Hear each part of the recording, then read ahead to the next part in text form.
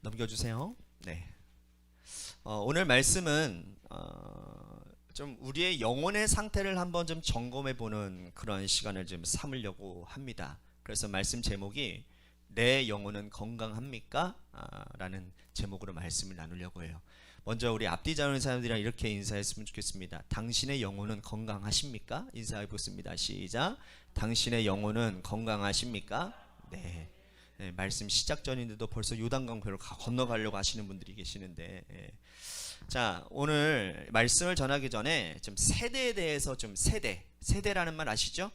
generation, 세대라고 하는 말을 좀 잠깐 이야기하고 말씀을 시작하려고 합니다. 제가 어렸을 때 처음 나왔던 X라고 하는 세대가 시작이 되어졌어요. 제가 어렸을 때. 그전 세대는 특별히 이름을 붙이지는 않았어요. 신학적으로 이렇게 어떤 경제적인 용어로 베이비 부머 시대 이런 식으로 그렇게 얘기는 했지만, 그러나 어떤 알파벳으로 이렇게 세대를 매긴 것은 저희 때가 처음 아닌가라는 생각을 합니다. 저라고 하기에는 좀 그럴 수도 있겠죠. 제 밑에인 친구들이 아마 X세대로 할 수도 있을 것 같습니다. 그런데 X세대에서 이제는 어떤 세대로 넘어가느냐, 벌써 Z세대가 되었어요. Z세대. 여러분 요즘에 뉴스에 보면 많이 나오는 이야기가 나오는 것 중에 하나가 MZ세대라고 들어보셨나요? MZ세대, 밀레니엄 Z세대라고 말을 하는 것이죠. 보통 이 연령층이 90년대 그리고 2000년대생을 MZ세대라고 말을 합니다. 여러분들 MZ세대들을 보면 여러분들 복장 터지죠? 환장해요? 그 MZ세대들의 여러분 특징이 있어요. 근데 이 특징을 가지고 이거 희화화시켜서 어떤 유튜브에서 이렇게 소개한 내용이 있는데, 제가 한번 그거를 소개를 하려고 그래요. 여러분 들으면 화가 날 수도 있을지도 모르겠어요. 한 여자가 직장에 처음 들어가게 되었는데, 직장에 들어갔는데 이어폰을 끼고 근무를 하고 있는 거예요. 그래가지고 이 사람이 들어간 지 한 2일밖에 안 됐는데 이어폰을 끼고 근무를 하고 있으니까, 그 자매보다 좀 일찍 입사했던 한 자매가 이렇게 얘기를 합니다. 이어폰을 끼고 하면은 일이 잘 되냐라는 거예요. 집중이 잘 되냐라는 거예요. 그래서 좀 이어폰을 하나만 빼고 좀 근무할 수는 없냐라고 말을 하는 거예요. 그랬더니 이 MZ 세대의 이 여인이 어떻게 하는지 아세요? 뒤도 쳐다보지도 않고 들은 척도 안 하고 그냥 일만 하더라는 거예요. 여러분 어떻게 생각하십니까? 말도 안 돼요? 네, 말도 안 돼요. 근데 여러분 이게 전형적인 MZ 세대의 특징이라는 거예요. 뭐냐면 내가 맞다고 생각하고 내가 원하는 것이 있으면 다른 사람이 뭐라든 상관없어요. 그냥 하는 거예요. 이게 MZ 세대들이에요. 이게 MZ 세대들입니다.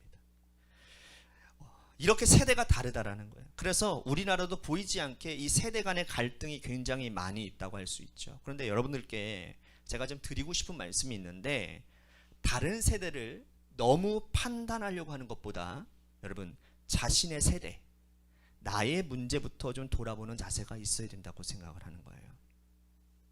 그렇기 때문에 여러분 MZ 세대도 모르면 그냥 모르는 대로, 이해가 안 되면 이해가 안 되는 대로 그냥 받아주시는 게 여러분들 정신건강에 좋아요.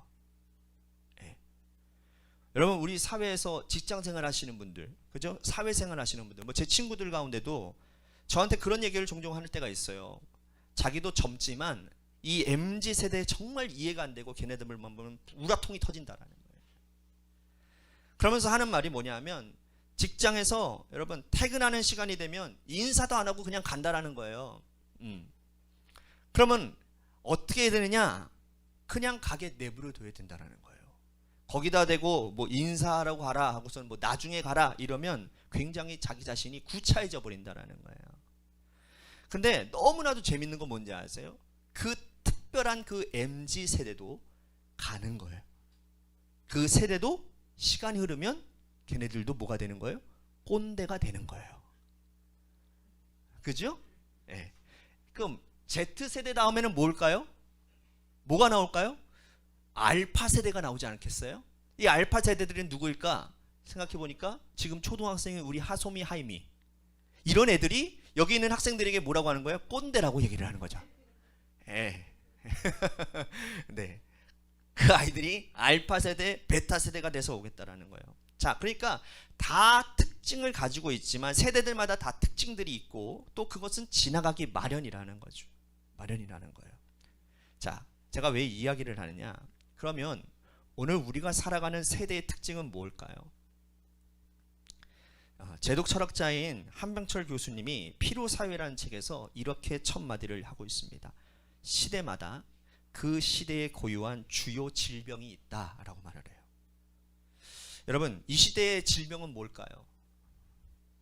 피로사회, 성공을 위해서 경쟁하는 이 시대가 만들어낸 질병이 무엇이 있느냐? 거기 보니까 뭐 우울증도 있고 주의력 결핍, 또한 ADHD, 이거 아시죠? 과잉행동장애, 그리고 경계성, 성격장애, 번아웃, 뭐 또 소진증후군, 뭐 이러한 것들이 21세기의 병리학적인 상황을 지배하고 있다는 거예요. 시대적인 질병. 그러면 야, 요즘에 왜 이렇게 우울증이 많을까요? 왜 이렇게 우울증이 많을까요? 왜 요즘 아이들은 이렇게 과잉 행동들을, 이렇게 분노를 조절하지 못하고 그렇게 행동들을 하는 것일까요? 이것이 바로 오늘 이 시대의 시대적인 질병이라는 거예요. 여러분, 근데요, 예수님께서도요 2000년 전에 그 시대의 질병을 말씀해 주셨어요. 2000년 전의 시대의 그 질병. 그런데 여러분, 그 시대의 질병은 그 시대를 뛰어넘어서 오늘날 우리 인간에게 존재하는 질병의 근원이라는 거예요. 그것이 무엇이냐?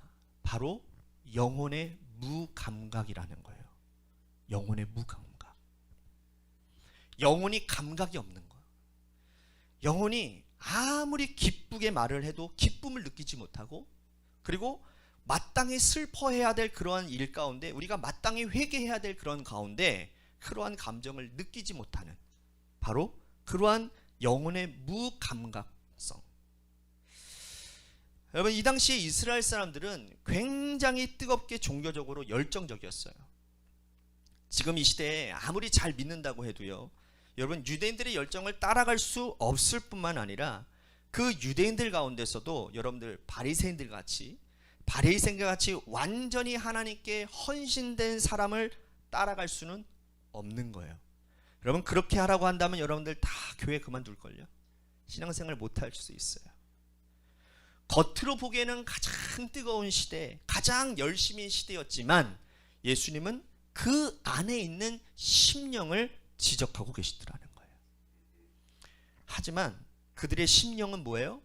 겉으로는 굉장히 뜨거움이 있고 열심이 있는데 그들의 영혼에는 뭐가 없느냐? 감각이 없는 거예요. 감각. 너희 영혼이 진실하지 못하다라는 거예요. 그래서 오늘 본문 말씀에는 예수님께서 그 시대를 향한 질병 두 가지를 지적하시는데, 그건 뭐냐? 바로 감동 없는 모습과 그리고 비난과 비판하는 모습, 두 가지를 지적하고 있다라는 거예요. 제가 좀 상황을 먼저 설명을 해드리도록 합니다. 자, 이 마태복음 11장은 세례 요한이 감옥에 있는 장면으로 시작을 합니다. 여러분들도 잘 아시겠지만 이 세례 요한이 헤롯을 비판하지 않습니까? 비판할 때에 이 헤롯 안티파스가 세례 요한을 감옥에 넣습니다. 그리고 결국에는 죽임을 당하게 되죠. 세례 요한이 감옥에 있으면서 상황을 이렇게 들어보니까 예수님께서 정말 다양한 그러한 활동들을 하고 계시는데 그 마음속에 예수님이 진짜 메시아인가 라고 하는 의심이 조금 들었던 것 같아요. 그래서 제자들을 불러가지고는 하는 진위를 파악해 보라는 거예요. 당신이 진짜 메시아가 맞는지를 예수님께 물어보라고 제자들에게 시켰던 것 같아요. 그러니까 제자들이 예수님께 와가지고는 당신이 오실 그 메시아입니까? 세례 요한이 그렇게 물었습니다 라고 했더니 예수님께서 뭐라고 말씀하시느냐? 내가 이러한 기적과 이러한 일을 했는데 그것이 바로 메시아의 모습이 아니고 무엇이겠느냐 라고 간접적으로 주님이 자신이 메시아라고 밝히시는 거예요. 그 다음에 주시는 말씀이 뭐냐? 오늘 말씀이에요. 세례 요한과 예수님이 똑같이 이 땅에서 선포한 하나님 나라의 복음에 대해서 왜 이 시대가 반응하지 못하고 있는 데 대한 지적이라는 거예요. 이것을 비유로 말씀하시는데, 비유가 뭐냐면 오늘 이제 피리를 부는데 춤추지 않고 슬퍼하는데 가슴을 치지 않는다라는 거예요. 이 두 가지를 뭐로 비유하고 있느냐? 아이들의 놀이에 대한 비유를 하고 있어요. 여러분들 어렸을 때 동네에서 참 많이 그런 거 해보지 않았는지 모르겠어요.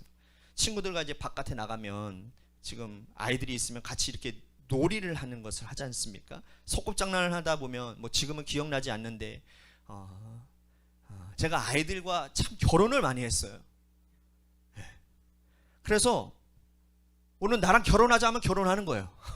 그래가지고 딴딴따단 하면서 딱 결혼하고 같이 밥도 먹고 같이 이렇게 가정놀이를 막 이렇게 했던 그런 기억이 있어요. 그리고 죽기도 참 많이 죽었어요. 장례식 한다면서 너 죽어 그러면 죽는 걸. 그래가지고 이렇게 그런 놀이를 좀 하기도 했던 것 같아요. 근데 요즘 아이들은 그런 거 안 하잖아요, 그렇죠? 다 실내 카페 놀이터에서 놀고 뭐 이렇게 핸드폰으로 게임하고 막 그러는데, 어떤 예수님 때도 여러분 아이들이 그랬던 것 같아요. 이렇게 막 피리를 불면서 결혼 놀이를 하고 또 장례 놀이를 했던 것 같습니다. 근데 문제는 뭐냐 하면 아이들이 피리를 불어도 다른 아이들이 함께 기뻐하지 않았다는 거예요. 이 아이들이 울어도 함께 가슴치며 참여하지 않았다는 거예요. 예수님은 이러한 모습들을 통해서 예수 그리스도께서 이 땅에 전해주신 그 복음 가운데 사람들이 기뻐하지 않고 그 전하신 세례 요한과 예수님이 전해주신 회개의 촉구에 대해서 사람들이 가슴을 치지 않는 것을 지적하고 계셨다라는 거예요. 그래서 너희가 가슴을 치지 않고 너희가 춤추지 않았다라고 말씀하시고, 그것이 이스라엘의 모습, 시대를 뛰어넘어 오늘 우리의 모습이 되고 있다라는 거예요. 우선 우리 종교적인 열심을 갖고 있는 사두개인들과 서기관들과 바리새인들이 갖고 있는 특징이 무엇인지를 생각해 봅시다. 예수님께서 반복해서 그들의 특징을 말씀해 주시는데 그게 뭐냐면 뭡니까? 그들이 겉으로는 하나님을 경외하고 겉으로는 예배 잘 드리고 겉으로는 기도 많이 하고 겉으로는 누구보다도 열심을 내는 것 같지만 그 속은 죽어 있다라는 거예요. 죽어 있다. 그 안에, 그 심령 안에는 전혀 하나님을 경외하는 마음도 하나님의 마음을 아는 마음이 없다라는 거예요. 모든 것이 다 겉으로 보이지는 것에 집중되어져 있지 이 안에는 죽어 있다라는 거예요. 죽어 있다.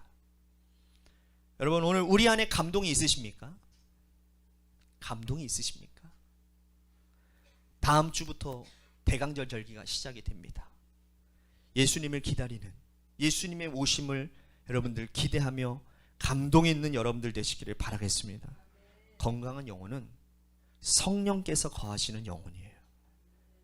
성령께서 거하시는 영혼은 하나님의 말씀에 기뻐할 줄 알고 또 하나님의 말씀에 애통하며 슬퍼할 줄 아는 게 있는 것, 그게 건강한 신앙이에요. 그래서 만약에 여러분들이 신앙생활 하다가 하나님의 말씀과 이런 것들의 기쁨과 또 동시에 애통함을 가질 수 있다면 그것만큼 큰 축복은 없는 거예요. 축복은 없는 거예요. 가만히 생각해 보십시오. 여러분, 기쁨과 슬픔을 논리적으로 설득한다고 그게 생기나요? 제가 논리적으로 야, 기쁨은 이런 거야, 이렇게 해봐, 그러면 기뻐질 거야 한다고 해서 여러분들 기뻐집니까? 야, 슬픔은 논리적으로 설명 이렇게 하면 슬퍼지는 거야, 그렇게 해봐 한다고 되어지는 건가요? 여러분, 사람들은 설득해서 웃는 것이 아니고 설득해서 우는 게 아니고 바로 우리의 영혼에 반응이 있어야 기쁨이 생기고 슬픔이 생기는 거예요. 그래서 만약 여러분들이 하나님 앞에 웃을 수 있고 또 하나님 앞에 울 수 있다면 복된 사람들입니다. 거기에 복이 있어요. 거기에 복이 있어요. 제가 말씀을 계속 이렇게 준비하다가 찬양을 듣게 되어졌는데, 저도 찬양을 듣습니다. 듣는데 찬양을 듣게 되는데 찬양을 틀었는데 어제 따라 왜 그렇게 이렇게 감동이 오는지, 제 가슴을 막 가사 한마디 한마디가 가슴을 치면서 저도 모르게 막 눈물이 나더라고요. 저도 모르게 눈물이. 찬양 몇 곡을 들으면서 내내 이렇게 북받쳐 울러서 우는 거, 그분들 다 경험해 보셨잖아요. 그렇죠? 눈물이 나는 거예요. 근데 여러분 아시죠? 하나님 앞에서 눈물을 흘리면 거기에 위로가 있어요. 거기에 기쁨이 생겨요. 그래서 저는 이게 너무나도 행복한 시간이라고 생각하고, 오늘 저와 여러분들이 그러한 행복한 시간들이 많았으면 좋겠다 생각해요. 여러분, 목사라고 그냥 영적으로 건강한 게 아니라 목사도 울어야 건강하고 하나님 앞에 기뻐해야 건강해진다는 거예요. 여러분들의 영혼의 건강함을 어떻게 합니까? 여러분, 우리 영혼 건강해야 돼요. 왜요? 내 영이 건강해야 만사가 다 회복되어지거든요. 그죠? 내 영혼이 잘된 같이 범사가 잘 된다라고 말씀하셨으니까. 우리의 건강함은 우리가 주 안에서 기뻐하고 주 안에서 슬퍼할 때 우리의 영혼이 건강하다라는 거예요. 자, 제가 방금 말씀드렸지만 찬양뿐만 아니라 여러분 말씀에도 반응할 수 있어야 합니다. 예수님께서 전해주신 복음은 기쁨의 소식이었어요. 여러분, 복음 뭡니까? 복음이 기쁜 소식이에요. 유한겔리온. 이것은 어떤 소식입니까? 우리의 해방의 소식이고 우리의 구원의 소식인데, 그 소식을 듣고 우리는 기뻐해야 마땅하다라는 거죠. 여러분, 복음 중에 여러분 가난한 자는 복이 있다고 말씀을 하셨어요. 애통하는 자는 복이 있다고 말씀을 하셨어요. 죄인도 구원받을 수 있다고 말씀하셨어요. 이 세상에 하찮게 보이는 사람들이 하나님 나라의 주인공이 될 수 있다고 말씀하세요. 여러분, 이것이 기쁨의 소식 아니고 뭐겠습니까? 근데 우리가 그 기쁨의 소식을 들으면서 기뻐함이 있느냐라는 거예요. 하나님은 이렇게 감동받는 사람들을 계속해서 사용하시는 것을 우리는 성경을 통해서 볼 수 있습니다. 구약의 성경에 보면 하나님의 영에 감동되어진 사람들이 나옵니다. 요셉은요, 아예 성경 구절 자체에 하나님의 영에 감동된 사람이라고 나와요. 근데 이걸 누가 말했는지 아세요? 이걸 교인들이, 하나님을 믿는 사람들이 말한 게 아니고요, 바로와 그 바로의 측근들이 말했다라는 거예요. 하나님을 믿지 않는 사람들이 그렇게 말했다라는 거예요. 저 요셉은 하나님의 영에 감동된 사람이다.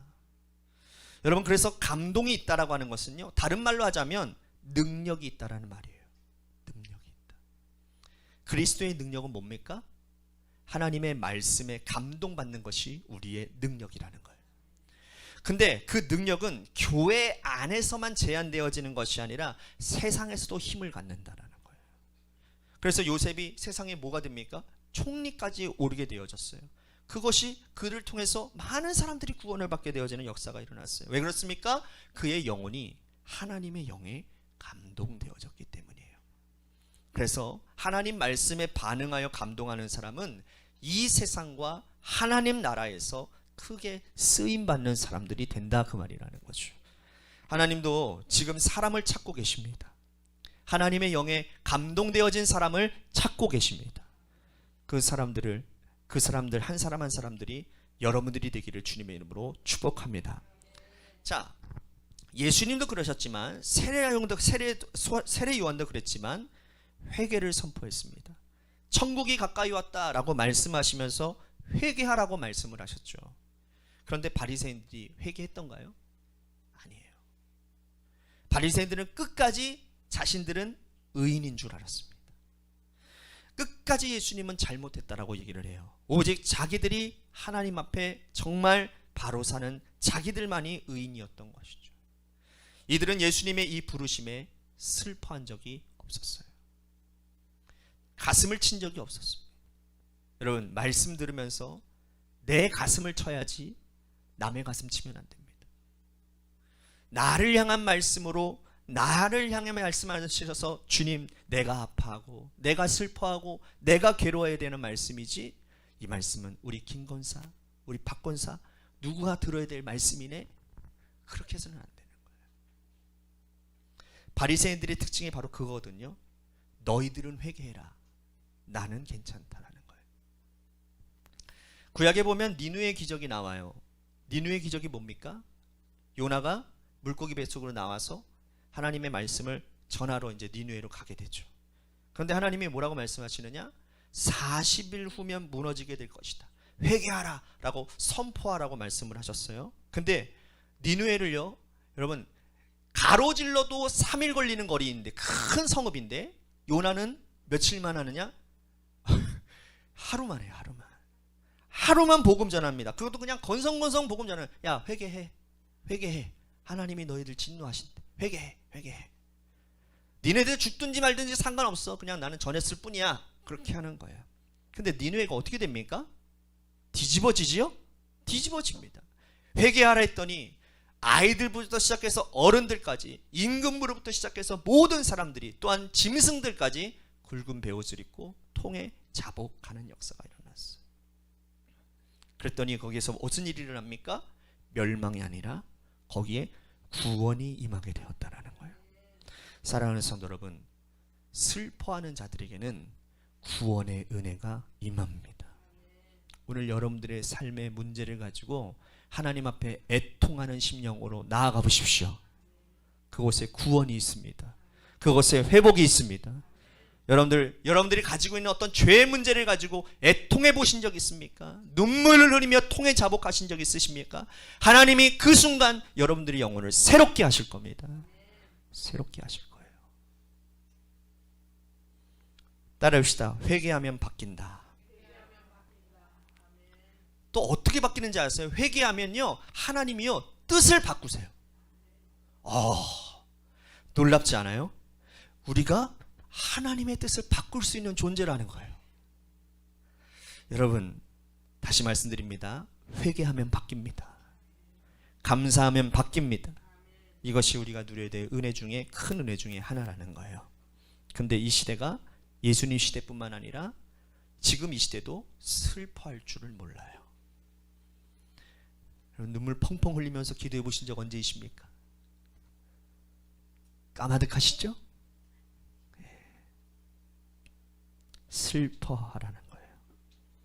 회개하라는 거예요.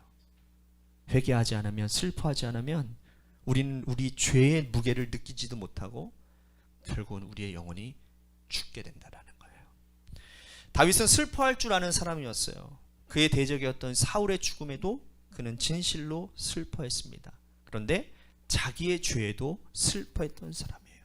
자신이 얼마나 큰 죄를 지었는지 그것을 감추지 않고 있는 그대로 하나님 앞에 부끄러움 다 드러내고 거기에서 바로 하나님께서 회복의 은혜를 허락하시는 것을 경험했다라는 사실입니다. 우리 시대의 문제는 다시 말씀드리지만 영혼의 진정한 감동이 사라졌다라는 거예요. 예수님 당시에 이 뜨거웠던 종교생활 속에서 제사도 열심히 드리고 곳곳에 다니면, 여러분들 성지순례 가신 분들 보면 이렇게 두꺼운 옷 입고서 기도하시는 분들 본 적 있죠? 예.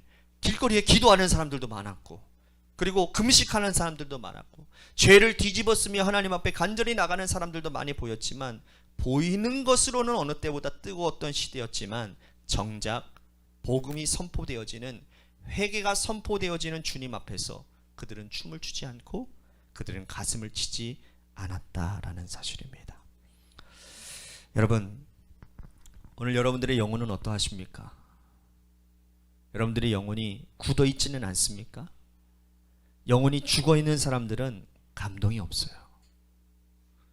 사실 이게 목회자로서 참 안타까운 것 중에 하나가 뭐냐 하면, 하나님의 말씀이 선포되어지는데 성도들의 표정이 다 냉랭한 거예요. 여러분, 아무리 주님의 말씀이 선포되어져도 그것을 받아들이는 사람의 마음이 냉랭해지면, 여러분, 그건 어떤 방법으로도 고칠 수 없는 거예요. 그건 어떤 방법으로도 고칠 수 없어요.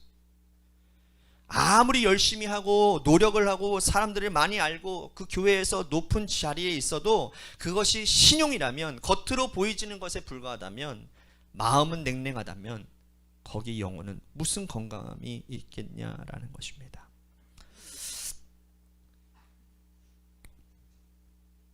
제가 한 가지 말씀 더 드리고 말씀을 맺도록 합니다.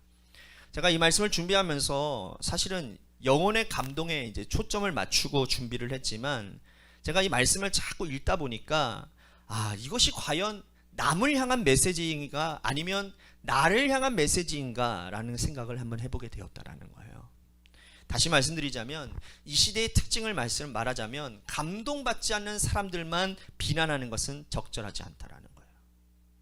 어쩌면 우리의 잘못은 무엇일까라는 거예요.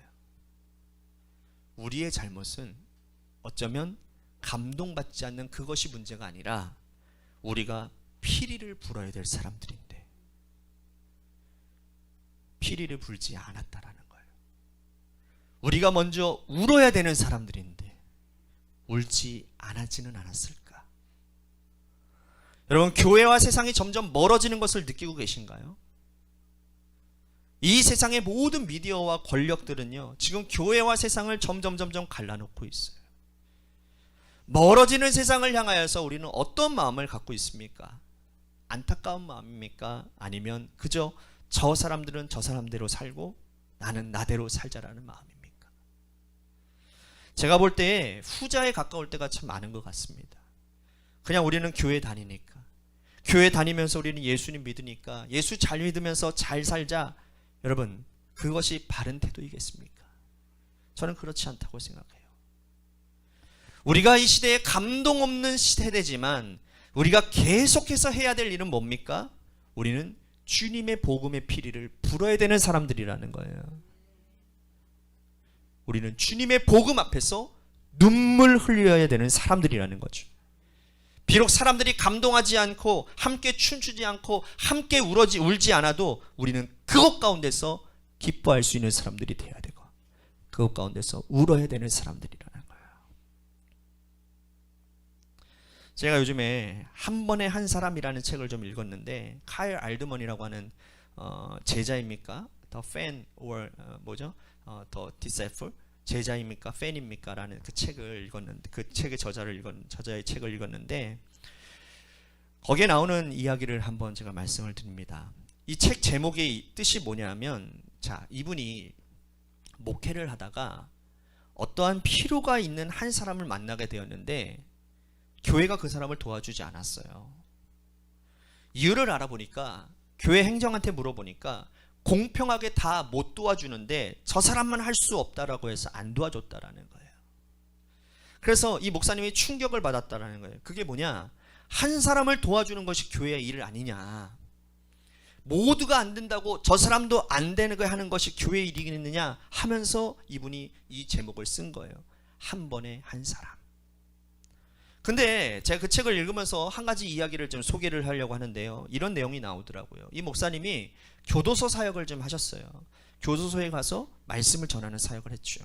근데 하루는 저녁 예배를 인도하고 있는데 중간에 좀 건장한 그 미국 백인 남성이 온몸에다 이게 다 문신을 한 그 사람이 예배를 아주 진실하게 잘 드리고 있는 모습을 본 거예요. 근데 예배를 마치니까 그 사람이 이 목사님에게 다가오는 거예요. 그리고는 목사님에게 다가와서는 성경책을 딱 열고서는 거기 안에 사진을 꺼내면서 목사님에게, 목사님 안녕하세요, 목사님 이 사진을 좀 봐주시겠어요? 라고 묻는 거예요. 여러분, 그럴 때 사진 봐야 될까요, 안 봐야 될까요? 저 같았으면 그 덩치가 말하는데 보지 않겠습니까? 그 목사님도 보았던 거예요. 근데 그 사진에 보니까 그냥 이 남자가 여름에 집 밖에서 온몸에 이제 문신을 다 드러내고 맥주 캔 하나 들고 딱 찍고 있는 사진인 거예요. 그러면서 목사님이 아우 젊었을 때 사진이네요 라고 말씀을 했더니 이 사람이, 목사님 이 사진을 조금만 더 봐주세요 라고 얘기를 하는 거예요. 그래서 목사님이 조금 더 자세히 살펴보니까 뭘 발견했느냐 하면, 이분이 집 앞에서 찍었는데 그 집 뒤에 교회가 있는 거예요. 그러면서 이 사람이 이런 말을 하는 거예요. 목사님, 저는 그 집에서 7년을 살았습니다. 제가 7년을 살면서 주일마다 수많은 사람들이 잘 차려입고 그 교회를 오가는 걸 봤는데 단 한 번도 그 교인들 한가운데 저에게 와서 길 건너와서 예수를 전해준 사람이 없었습니다. 물론 이 사람이 범죄자가 된 것이 그 교회의 잘못은 아니죠. 그렇게 핑계대면 안 되겠죠. 그러나 우리가 이것을 잊어서는 안 될 것 같다라는 거예요. 우리 바로 앞에 있는 사람, 나와 함께 마주보는 그 사람, 내 일터에서 내 등 뒤에 있는 사람, 바로 길 건너에 있는 사람인데 7년이 아니라 20년 동안 단 한 번도 예수님을 전한 적이 없다라는 거죠. 그 교회가, 그 집 앞에 있는 교회가 딱 한 번 자기에게 연락을 한 적이 없다라는 거예요. 딱 한 번 연락한 게 있는데 그게 뭐냐? 잔디 깎으라는 메모를 거기다가 우편에다 넣었다는 거라는 거예요.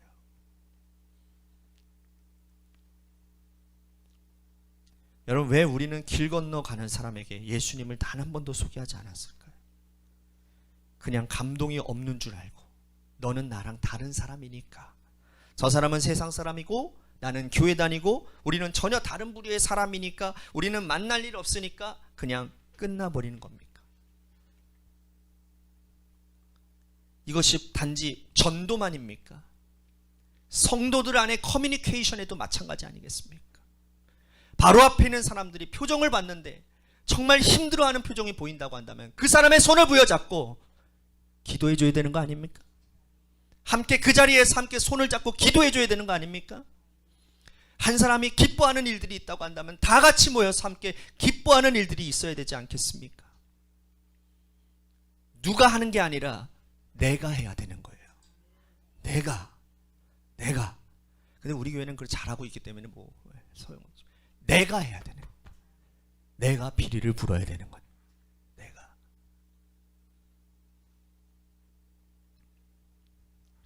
오늘 이 은혜가 여러분들 가운데 있어지기를 주님의 이름으로 축복하겠습니다. 다시 회복되어져야 되겠죠. 우리의 영혼에 감동이 있어야 됩니다. 냉랭한 심령으로 신앙생활하면 여러분 죽는 역사만 나타납니다. 죽는 일만 나타나는 거예요. 뿐만 아니라 우리가 주의 복음을 피리를 부는 귀한 사명들을 감당할 때에 하나님께서 그 안에 놀라운 일들을 행하시고 또 살아나는 은혜를 허락해 주실 줄로 믿습니다.